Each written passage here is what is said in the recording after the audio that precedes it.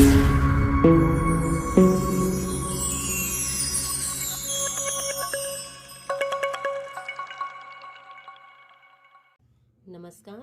आज हम करेंगे निर्मल वर्मा द्वारा रचित बाज और सांप के प्रश्नोत्तर। सबसे पहले जो दिया गया है टॉपिक है शीर्षक और नायक। आप सोचेंगे शीर्षक क्या होता है? शीर्षक होता है टाइटल और नायक होता है कैरेक्टर। ठीक है, शीर्षक को कहेंगे कि इसका नाम और नायक को पात्र। अब देखते हैं हम पहला प्रश्न क्या है हमारा। लेखक ने इस कहानी का शीर्षक कहानी के दो पात्रों के आधार पर रखा है। दो पात्र कौन कौन से हैं? बाज और सांप को ही क्यों चुना गया है? आपस में चर्चा कीजिए कि बाज और सांप के नाम के आधार पर ही कहानी का नाम बाज और सांप क्यों रख दिया गया। तो हम देखते हैं। चलिए, लेखक ने इस कहानी का शीर्षक अत्यंत सोच समझकर कहानी के दो प्रमुख पात्रों के आधार पर रखा है। जो शीर्षक मतलब जो टाइटल दिया गया है वो अत्यंत माने अत्यधिक सोच समझकर दो पात्रों के आधार पर रखा है, क्योंकि दोनों ही पात्र दो भिन्न भिन्न प्रवृत्तियों के प्रतीक हैं।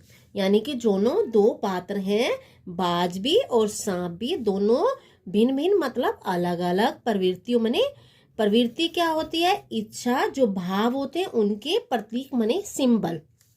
यानी कि दोनों ही पात्र अलग अलग प्रवृत्तियों के प्रतीक है, सिंबल है। लेखक द्वारा बाज और सांप नामक कहानी में बाज और सांप का चयन निम्न कारणों से किया गया है। किस कारण से इसका नाम बाज और सांप रखा गया है वो कारण दिए गए हैं नीचे। तो सबसे पहला कारण है बाज साहस एवं वीरता का प्रतीक है। जो बाज है वो साहस वाला है और वीर है, जबकि सांप इसके विपरीत कायरता का प्रतीक है। अगर हम सिंबल माने, जैसे गाय को माना जाता है सीधी का प्रतीक, ठीक है, ऐसे ही बाज को प्रतीक माना जाता है वीरता का प्रतीक, और सांप को किसका प्रतीक माना जाता है? कायरता का प्रतीक। बाज को स्वतंत्रता अत्यंत प्रिय है। जो बाज है वो आजाद रहना चाहता है, उसे आजादी बहुत अधिक प्रिय है, और वह अपने जीवन के अंतिम समय में भी स्वतंत्रता चाहता है। जब जीवन का अंत होने वाला है उस समय भी वो कहता है कि मैं आजाद रहूं, मुझे कोई रोक टोक ना हो। जबकि सांप को परतंत्रता भली लगती है, क्योंकि उसका जीवन सुरक्षित है। वो कहता है मैं तो परतंत्र ही ठीक हूँ, किसी के अधीन रहूं या अपनी गुफा में रहूं, मुझे कोई जरूरत नहीं है बाहर किसी के स्वतंत्र आजाद होके घूमने की। मैं तो अपनी गुफा में ही बहुत खुश हूँ, और उसमें ही वो अपने आप को, जीवन को क्या समझता है? सुरक्षित, अपने आप को सुरक्षित महसूस करता है। जो बाज है वो असीम ऊंचाइयों को छूना पसंद करता है। आप देखिए, आकाश की ऊंचाई असीम है, कोई सीमा नहीं है, उसको वो छूना पसंद करता है, उसको छूना चाहता है, उसे अच्छा लगता है बार बार छूना आकाश की ऊंचाइयों को, जिसकी कोई सीमा नहीं है। जबकि सांप ऊंचाइयों से डरता है, क्योंकि उसे सिर्फ अपने जीवन से प्यार है। उसे ऊंचाई से डर लगता है कि अगर उड़ने का प्रयास किया तो वो नीचे गिर जाएगा और उसकी मृत्यु हो जाएगी। इसीलिए वो क्या करता है? अपने जीवन से बहुत अधिक प्रेम करता है। इस तरह बाज का चरित्र साहसी एवं स्वतंत्र प्रिय है। बाज का चरित्र कैसा है? कैरेक्टर कैसा है? साहसी और स्वतंत्रता प्रिय। जबकि सांप का चरित्र कायर है और दब्बू होता है, डरपोक किस्म का है, जो अपने जीवन को सुरक्षित रखने के लिए स्वतंत्रता एवं ऊंचाइयों को छूने से अलग रखता है।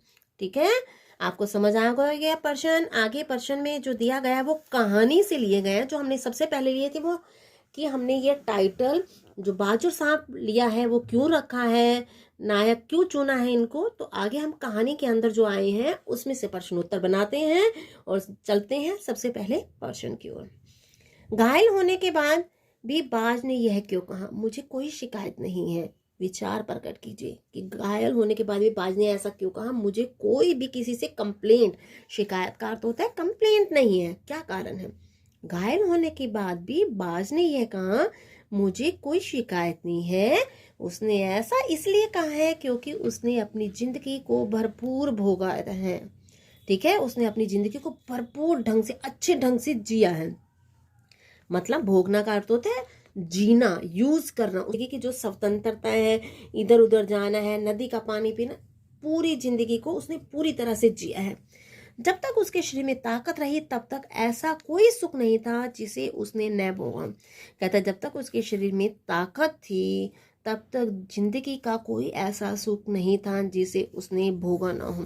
जैसे आपकी जिंदगी में आप कहें कि जितनी भी फैसिलिटीज हैं हमने सबको भोगा है, भोगा का मतलब होता है यूज किया है। ऐसे ही बाज ने भी जब तक उसके शरीर में ताकत थी उसने ऐसा कोई भी सुख नहीं था जो उसने भोगा ना हो। वह अपनी बहादुरी एवं साहस के बल पर असीम ऊंचाइयों को भी ना पाया है।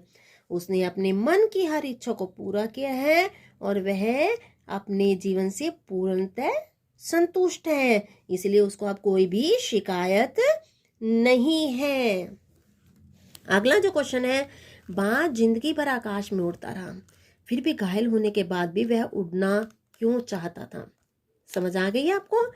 जिंदगी भर आकाश में उड़ता रहा लेकिन अब घायल हो गया है, फिर भी वो उड़ना क्यों पसंद कर रहा है, वो क्यों चाह रहा है कि दोबारा से उड़ सके? तो हम देखते हैं, बाज जिंदगी भर आकाश में उड़ते रहने के बावजूद घायल होने के बाद भी उड़ना इसलिए चाहता था क्योंकि कारण बताए गए आगे। साहसी एवं वीर होने के कारण उसे कभी भी थकना पसंद नहीं था। तो साहस बताया गया है कि बाज साहसी है और वीर है, इसलिए अब उसे लगता है कि उसे भी थकना नहीं चाहिए। ठीक है, उसे थकना अच्छा भी नहीं लगता कि मैं तो टायर्ड हो गया भाई, मैं नहीं कर सकता, ऐसा उसे पसंद ही नहीं था।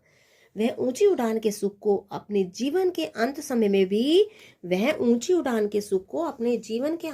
में भी महसूस करना चाहता था।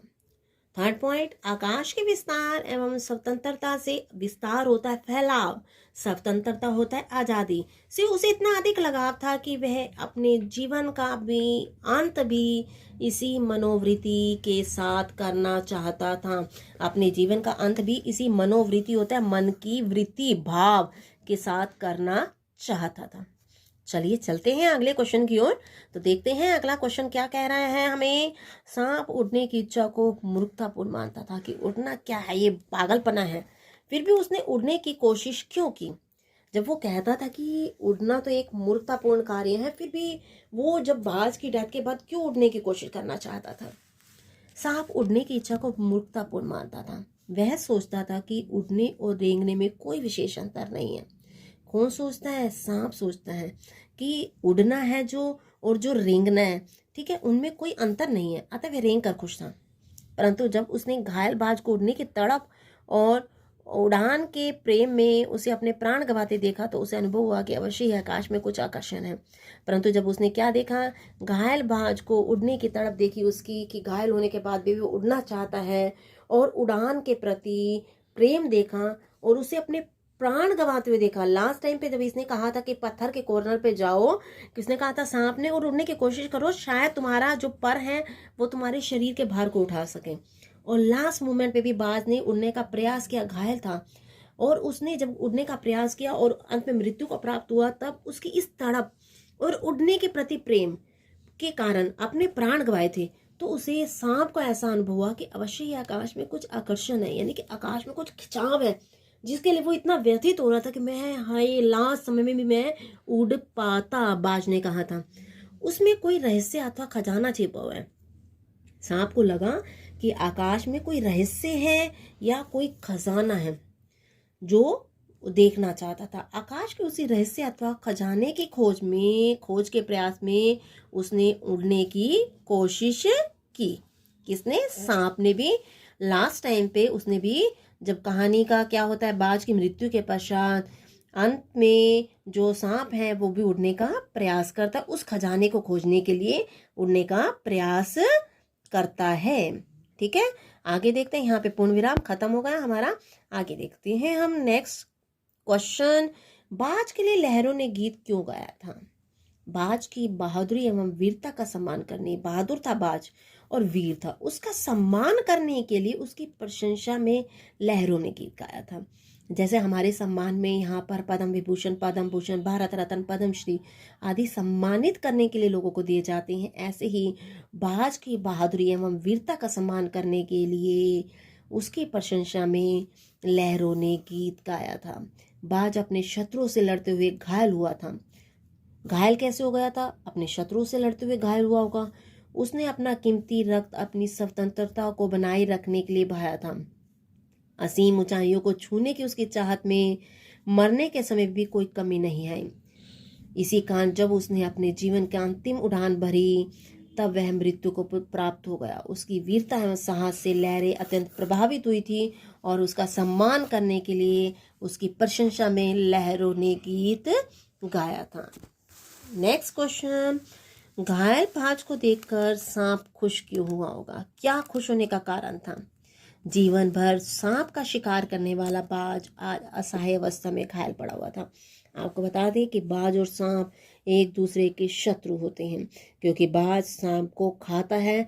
तो अब उसने क्या देखा था, बाज घायल था और सांप बहुत अधिक खुश हो रहा था। आगे हम इस क्वेश्चन के आंसर में देखते हैं। जीवन भर सांप का शिकार करने वाला बाज जो होता है वो सांप का शिकार करता है। आज बाज असहाय था, यानी कि उसे किसी की दीनहीन था। असहाय मतलब अपने आप अपना कार्य कोई नहीं कर सकता, उसे सहारे की जरूरत थी। अवस्था में घायल पड़ा हुआ था। सांप अपने स्वाभाविक शत्रु को मरणासन अवस्था में देखकर इसलिए खुश हुआ होगा क्योंकि अब यह बाज उसका किसी प्रकार से नुकसान नहीं पहुंचा सकता था। उसे लगा कि बाज तो घायल है और मृत्यु के निकट है, अब वो थोड़ा सा भी नहीं उड़ सकता, ना कोई अपने शिकार को हमला कर सकते शिकार पर। इसीलिए वो बड़ा खुश हुआ कि बाज अब उसका कोई भी किसी तरह से नुकसान नहीं पहुंचा सकेगा, उसे खा नहीं सकेगा। मृत्यु के निकट पहुंचे इस बाज से सांप को डरने की कोई भी आवश्यकता या जरूरत नहीं थी। स्वयं को सुरक्षित समझकर सांप खुश हुआ होगा। तो आपकी इसकी खुशी का कारण, सांप की खुशी का कारण आपको पता चल गया होगा कि क्या कारण था। बाज को घायल देखना, मरण अवस्था में देखना, क्योंकि बाज हमेशा सांप का शिकार करता है और अब वह उसका शिकार नहीं कर सकेगा। नेक्स्ट क्वेश्चन, कहानी में से वे पंक्तियां चुनकर लिखिए जिनसे स्वतंत्रता की प्रेरणा मिलती है। कहानी में स्वतंत्रता की प्रेरणा देने वाली निम्नलिखित पंक्तियां महत्वपूर्ण हैं, जो हमें आज़ादी की प्रेरणा देती है कि आज़ादी जिंदगी का एक महत्वपूर्ण हिस्सा है। स्वतंत्रता बहुत अधिक हर एक व्यक्ति को प्रिय होती हैं। तो हमारी इस स्वतंत्रता की प्रेरणा देने वाली कौन कौन सी पंक्ति हैं देखते हैं। तो सबसे पहली पंक्ति है जो हमें स्वतंत्रता की प्रेरणा देती है, आहा काश मैं सिर्फ एक बार आकाश में उड़ पाता। ये किसके कथन थे? बाज के। नेक्स्ट पॉइंट, यदि तुम्हें स्वतंत्रता इतनी अधिक प्यारी है तो इस चट्टान के किनारे से ऊपर क्यों नहीं उड़ जाने की कोशिश करते? कौन कह रहा था? सांप कह रहा था कि तुम्हें आज़ादी इतनी अधिक अच्छी लगती है तो चट्टान के किनारे जाओ और ऊपर उड़ने का प्रयास करो। नेक्स्ट पॉइंट, हो सकता है कि तुम्हारे पैरों में अभी इतनी ताकत बाकी हो कि तुम आकाश में उड़ सको। कोशिश करने में क्या हर्ज है? जो हमें स्वतंत्रता की प्रेरणा देती है। खुले आकाश को देखकर उसकी आंखें चमक उठी। किसकी? बाज की। उसने गहरी एक लंबी सांस ली और अपने पंख फैलाकर हवा में कूद पड़ा कि हवा में उड़ पड़े जा सकेगा। नेक्स्ट पॉइंट हमारा यह गीत जो लास्ट में लहरें कहती हैं, वो क्या कहती हैं? हमारा यह गीत उन साहसी लोगों के लिए है जो अपने प्राणों को हथेली पर रखे हुए घूमते हैं, जैसे कि हमारे सोल्जर्स। नेक्स्ट पॉइंट, पर वह समय दूर नहीं जब तुम्हारे खून की एक एक बूंद जिंदगी के अंधेरे में प्रकाश फैलाएगी। ठीक है, तुम्हारी एक एक बूंद जिंदगी के अंधेरे में प्रकाश फैलाएगी, यानी कि लोगों को, जो कायर लोग हैं उनमें जिनका साहस समाप्त हो चुका है, जो अब डरने लगे हैं, उनमें साहस की भावना उत्पन्न करेगी। साहसी बहादुर दिलों में स्वतंत्रता और प्रकाश के लिए प्रेम पैदा करेगी। और जो साहसी लोग हैं, ठीक है, बहादुर लोग हैं, उनके दिलों में आज़ादी के प्रति और आज़ादी का प्रकाश फैलाएगी। हमारा गीत जिंदगी के उन दीवानों के लिए है जो मरकर भी मृत्यु से नहीं डरते। तो ये हमारा क्वेश्चन यहाँ पर ख़त्म होता है।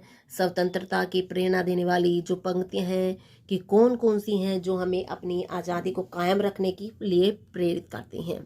ठीक है, तो नेक्स्ट क्वेश्चन है, लहरों का गीत सुनने के बाद सांप ने क्या सोचा होगा? क्या उसने फिर से उड़ने की कोशिश की होगी? देखते हैं। चूंकि लहरें बाज की वीरता और साहस के कार्यों के गीत गा रही थी। लहरें, आपको लास्ट लेसन में लास्ट जो पेज है उसमें बताया गया था कि बाज की वीरता और साहस से लहरें आपस में टकराती हैं तो सांप को ऐसा लगता है कि जैसे वो उसकी प्रशंसा कर रही हो, बाज की प्रशंसा कर रही हो। अतः उसी गीत को सुनकर सांप के मन में भी अपनी कायरता के प्रति ग्लानि का भाव उत्पन्न हुआ होगा।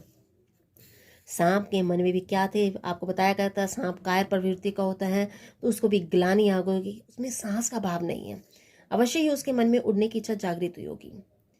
इसके बाद सांप ने निश्चय ही गुफा से निकलकर असीम आकाश की ऊंचाइयों को पाने हेतु उठने का प्रयास किया होगा। ठीक है, समझ गए होंगे आपने। सांप ने भी निश्चित ही तौर से गुफा से निकलकर जो असीम है, जिसकी कोई सीमा नहीं है, ऐसे आकाश की ऊंचाइयों को पाने का प्रयास किया होगा और उसमें उड़ने का, उस स्थान पर उड़कर जाने का प्रयास किया होगा।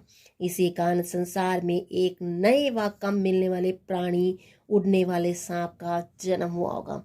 यहीं से कह सकते हैं कि प्रेरणा मिली होगी और कुछ सांप उड़ने का प्रयास करने लगे होंगे। नेक्स्ट क्वेश्चन, मानव ने भी हमेशा पक्षियों की तरह उड़ने की इच्छा मन में रखी है। ठीक है, मनुष्य का इस इच्छा का परिणाम क्या हुआ? आज मनुष्य उड़ने की इच्छा किन साधनों से पूरी करता है? समझ आ गई होगी कि मानव भी चाहता है कि वो पक्षियों की तरह उड़ सके। ठीक है, उनकी इस इच्छा को पूरा कैसे हुआ और किन साधनों का प्रयोग करके वो अपनी इच्छा को पूरी कर सकते हैं? तो चलते हैं उत्तर की ओर। मानव ने भी हमेशा पक्षियों की तरह उड़ने की इच्छा मन में रखी है, वो भी पक्षियों की तरह उड़ना चाहते हैं। मनुष्य की इस इच्छा का परिणाम यह हुआ कि उसने भी आकाश में उड़ने वाले यातायात के कई साधन निर्मित कर डाले, यानी कि उसने उड़ने की इच्छा को पूरा करने के लिए अनेक साधनों का निर्माण कर दिया, जिससे आकाश की दूरियां सिमट गई। जो आकाश की दूरियां थी वो सिमट मतलब कम हो गई, सिमटना मतलब कम हो गई। आज मनुष्य हेलीकॉप्टर, वायुयान, रॉकेट और अति तीव्र गति से चलने वाले वाहनों से अपने उड़ने की इच्छा पूरी करता है। तो आज मनुष्य किन चीज़ों से कि वो भी पक्षियों की तरह उड़ सके? हेलीकॉप्टर है जिसका प्रयोग करके पक्षियों की तरह उड़कर एक स्थान से आकाश की सीमा, जो असीम सीमा है, उसको देख सकता है। वायुयान है, रॉकेट है, ऐसे तेज गति से चलने वाले वाहन हैं जो उसकी इच्छा को पूरा करते हैं।